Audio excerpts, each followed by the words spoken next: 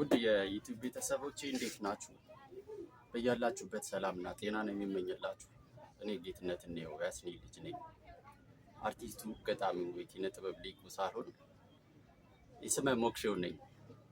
ዛሬ አንድ ግጥም ሀሳብ መጣልኝና ይህን በሚመስል መልኩ በማስታወሻ ያሰፈርኩት። ግጥሙን ልብ ብላችሁ እንድታዳምጡት በትህትና ጋብዛችኋለሁ። የግጥሜ ርዕስ ተመለሺ ነው። አንቺ ህይወቴ መሪ፣ ልቤን አሽከርካሪ፣ ነይ እንሁን አንድ ላይ ሁሌም ሳንለያይ። ያ የደስታ ጊዜያችን ይመለስ፣ ጸቡ ይጥፋ ይደምሰስ። ተይ ለሰው ወሬ ቦታ አትስጪ፣ በሀሳብ ተረጋግተሽ ውስጥሽን አዳምጪ። ሰውማ ከንቱ ነው ያጋጨናል እንጂ የሚያስታርቅ ጠፋ ለእኛ የሚበጅ። ውሸት ነበር ወይ የትላንቱ ጊዜ በፍቅር ያሳለፍነው በሳቅ በትካዜ። ተያትሸወጂ ገንዘብ አያታልሽ፣ ጊዜ እንኳን አይሰጥም ንዋይ ጥሎ ሲሸሽ።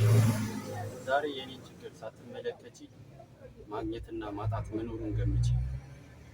ገንዘብም አይገዛም እውነተኛን ደስታ፣ ፍቅር ነው የሚሻለው አስቢው በእርጋታ። አንቺም ጤና ሁኚ እኔም አልታመም፣ አዲስ ብሩህ ዘመን ይመጣል መስከረም።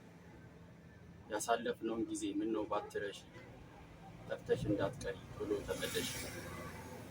ተጻፈ ሐምሌ 18 2018። አመሰግናለሁ። በሌሎች ስራዎቻችን እስከምንገናኝ ደህና ሁኑ።